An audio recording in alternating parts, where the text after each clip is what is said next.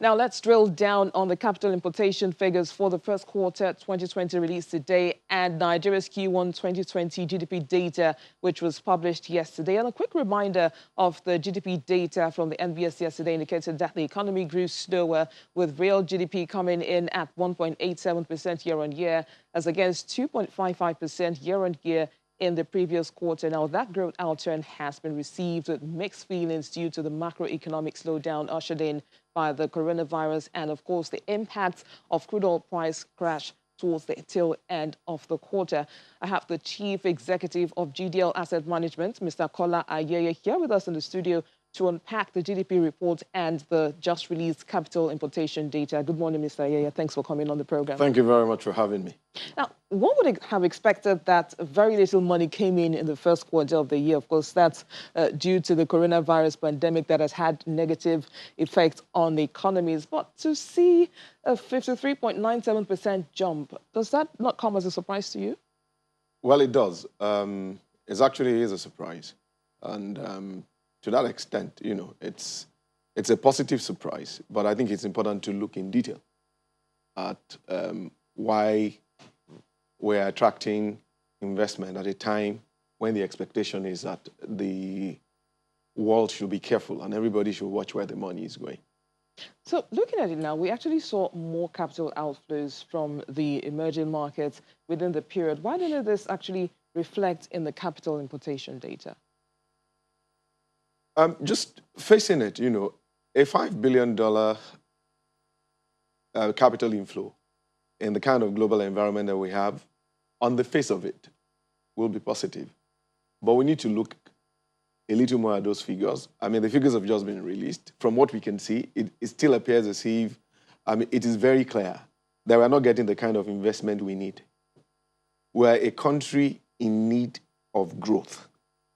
Growth does not come from portfolio investment. It comes from direct foreign investment. Direct foreign investment is still a puny $250 million, you know, 3.66% from what you just read. You know, for a country like Nigeria to grow, it needs capital that comes with experience and skills. That's what foreign direct investment is. That's the money that builds factories, that builds companies, that builds economies. Portfolio investment comes into instruments that represent companies that are already running very well. So that's an important thing to note. The other thing to note is that a big part of this portfolio investment is actually going into money market instruments, not even bonds. So when people are coming into investments and they're sticking with money market instruments, they're not even buying government bonds, you know, it means they're saying, I want to get out as quickly as I need to. And when rates have come close to zero, I think either UK or Germany recently issued instruments at negative rates for the first time in a long time. It probably means we are offering them returns that they can't get anywhere. So while it's good to attract $5 billion, the question is at what cost? If $2.53 billion of this money is going into government instruments, if it's going into instruments that are issued at double digit, and if they're getting those instruments at conditions that almost completely takes away their foreign exchange risk, it means that those funds are coming at extremely expensive costs for us.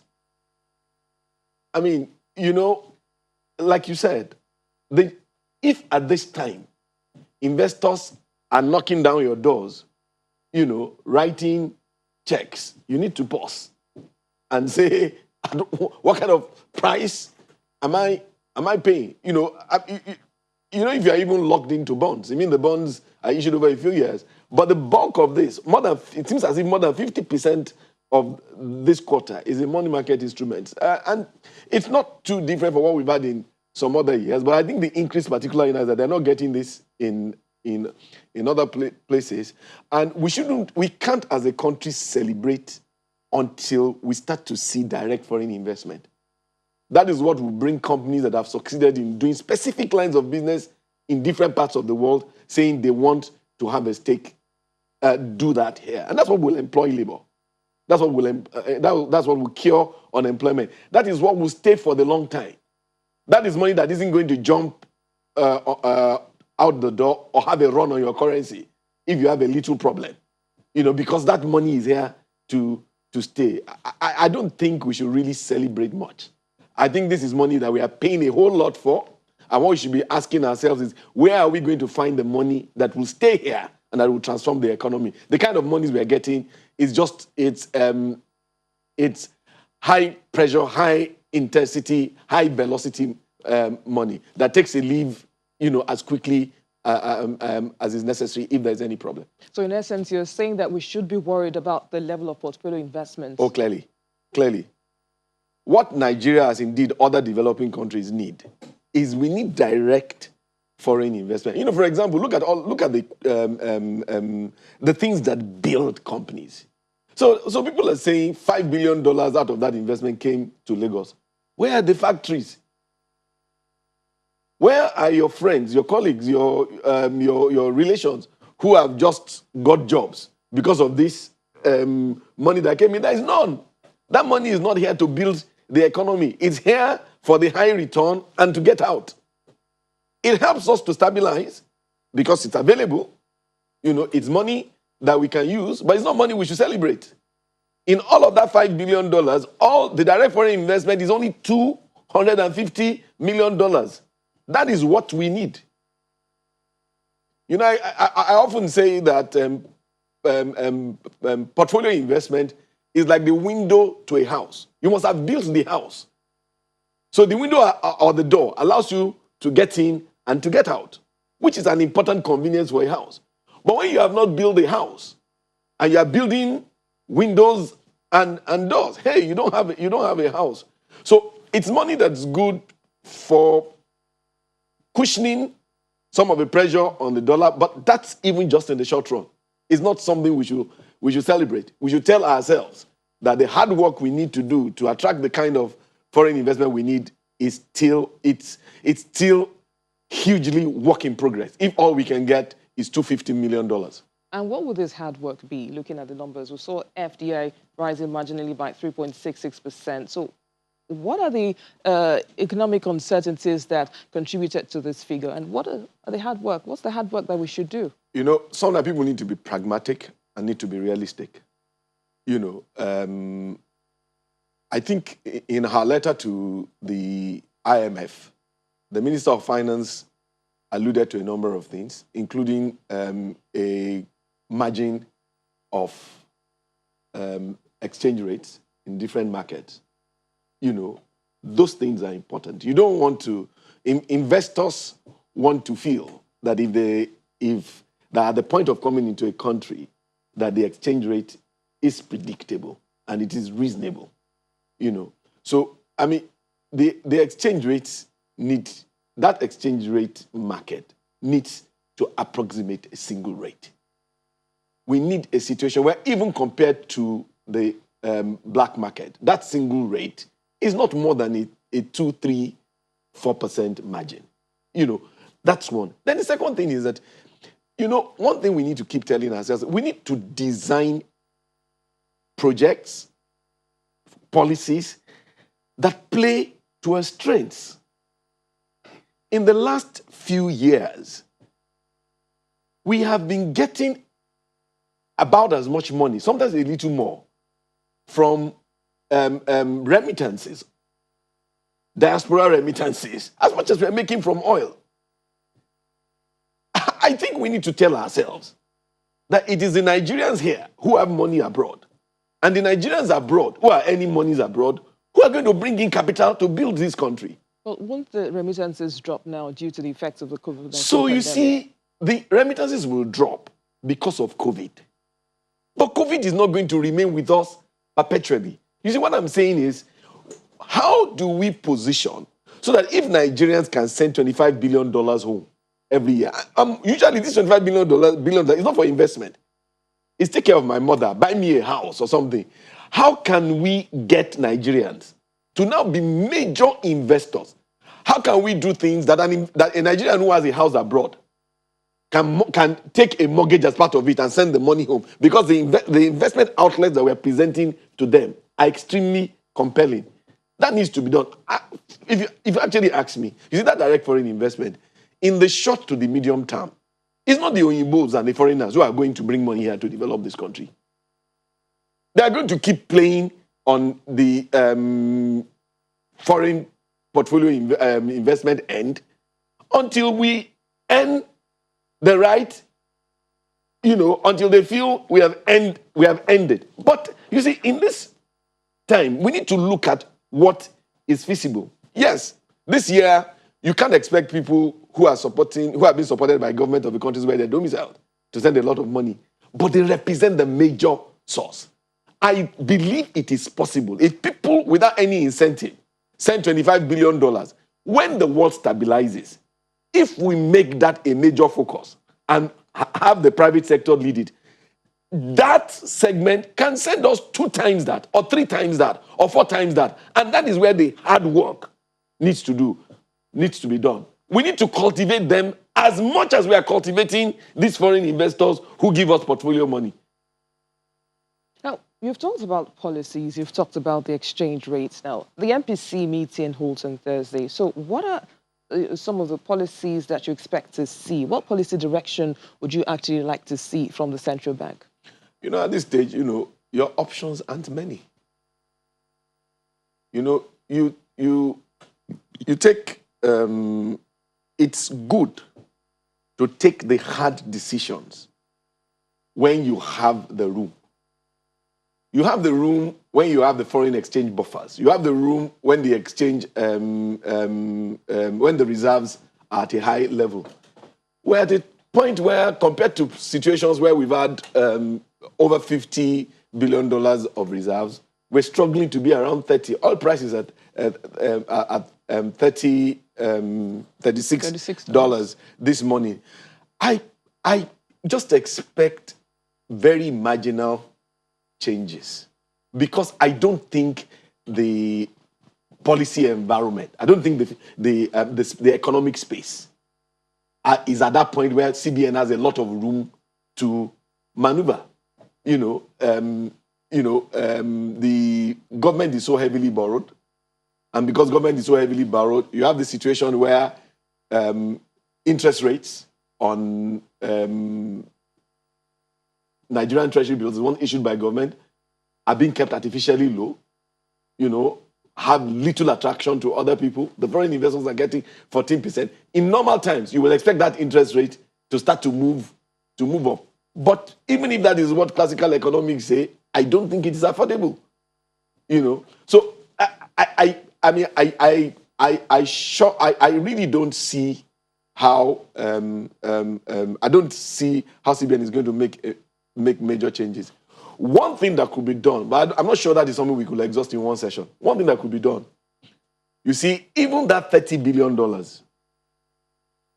a time must come when, in the way that Central Bank manages and places that $30 billion, it more actively supports its need for low interest rates and stable exchange rates. What do I mean?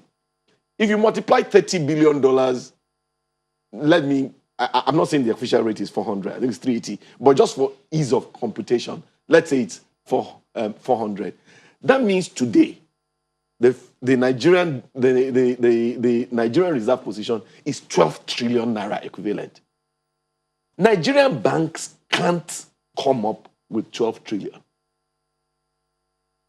So we need to, like I said, this is not something we can exhort in one session. We need to sit down. CBN needs to sit down, appoint 1, 2, or 3 banks, the most stable and the most ethical and the most transparent banks. And those ought to be also significant holders of our foreign reserves, not only as deposits, but as significant purchases of the local currency. You see, except when the naira is under pressure, the way we manage our foreign reserves is that we only limit the use of our foreign reserves to the defense of the naira. We have this concept that reserves are only good when they sit with a foreign bank. There are, at least I know one or two Nigerian banks, particularly one, because I'm not here as their peer. If it was up to me, at any point in time, 50% of our reserves will sit on the balance sheet of one or two Nigerian banks, either as placements or they purchase it with local currency. We don't have to confiscate Naira from Nigerian banks. We can put $3 billion out, $5 billion out, and say, buy it. But those will be one or two banks that we monitor and audit continuously, because we cannot afford for those reserves to be mismanaged. There's absolutely no reason why a Nigerian bank that is rated by Fitch as AA should be preferred to a JP Morgan or an HS. Should not get the same foot in the door as an HS. It's a Nigerian organization. And then what is more, we said there is excess liquidity in Naira. One of the ways to take it is sell them the damn foreign reserves. Sell $5 billion to one or two of some of them will be coughing, including the most liquid of them. Bring $5-7 billion out and say buy it. All right, Mr. Ayeye, we'll continue this conversation in just a moment. Please just hold on to your thoughts. We'll continue the conversation with Mr. Kola Ayeye in just a moment. Please stay with us.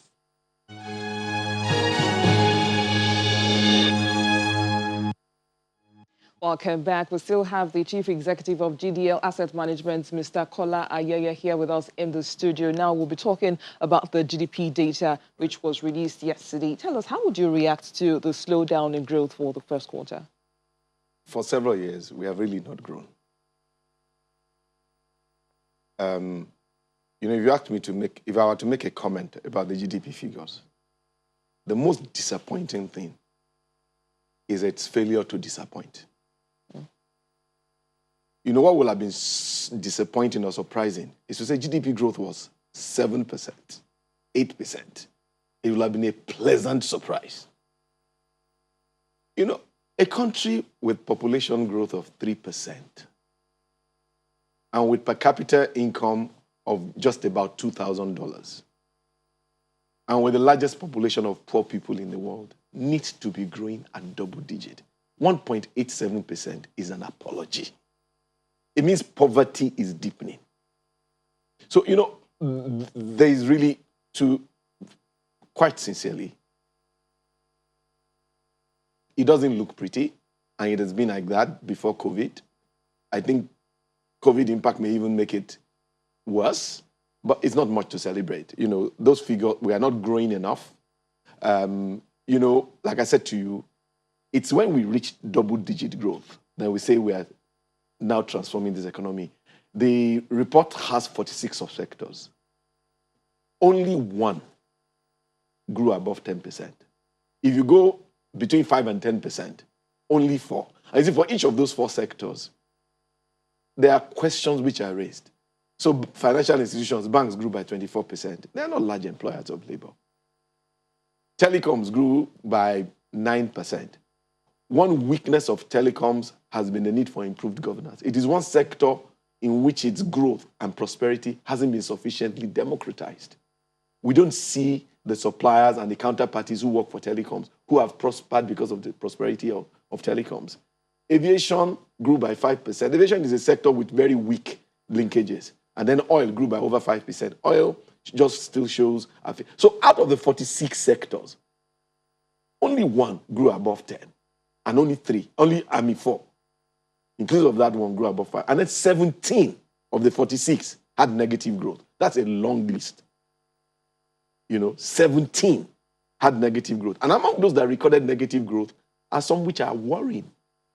Electricity had a modest negative growth of 2%, but it is worrisome because of the low level and the problem of electricity. And then the areas where we should be achieving growth and diversification, like solid minerals, the report says it crashed by 83%. I wonder whether it is gray mining that the economy is not able to capture 3%. And then refining reduced by over 50%. And, if you look in the news, recently, over a 3 or 4 year period, NNPC has spent about $400 million on turnaround maintenance. 230 billion on expenditure of the refineries in 2030, and the refining has reduced by 50%. It also shows our weak investment in social services. Education grew by less than 1%. Health grew by just about 1% for a country that is growing at 3%, and with the quality of public education. So, quite frankly, these GDP figures I don't see what should be celebrated. And if we have time, and if it's not out of context, you see, I think we're actually at a time where we should be asking ourselves, in our measures of economic growth, are we measuring the right things? Or should we change the things that we measure? So what are some of the things that you think should be changed? Okay, you see, in economic history, a guy called, an economist called Simon Kuznets, I think he won a Nobel laureate prize, he became a Nobel laureate, was the one that popularized the use of GDP as a measure. That was his seminal work. Now, you see, the context of that was adopted only recently in 1944. And what was the context? There was the war problem, and Americans were seeing that they had to join the war. And they were already recovering from the economic problems of the 20s and 30s. So Americans were concerned that, do we have enough money to put in this war? That was one. So you see that the adoption of that measure had a context. And then what had happened by 1941 was being adopted. You had a period of 1750 to 1850 when the Industrial Revolution had taken place. The rail lines had come. The second industrial revolution, automation, had taken place. So what I'm saying is that you are looking at countries that achieved significant level of economic development.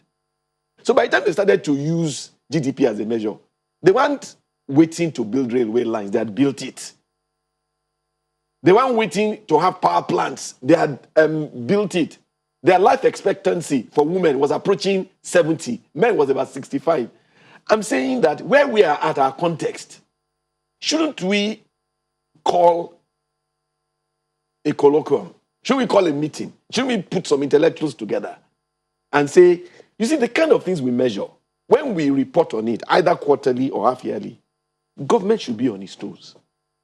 The private sector should be on its toes. You see, these things, we announce it, and it just seems is an announcement. And let me say something. I think that the Office of the Statistician General is doing a great job. I think he's one of our best minds in the public service. I think the quality of the accounts that are prepared are first class. I think that office has largely been insulated from political pressure. You know, you will see when China reports its GDP figures, the world casts doubts on it.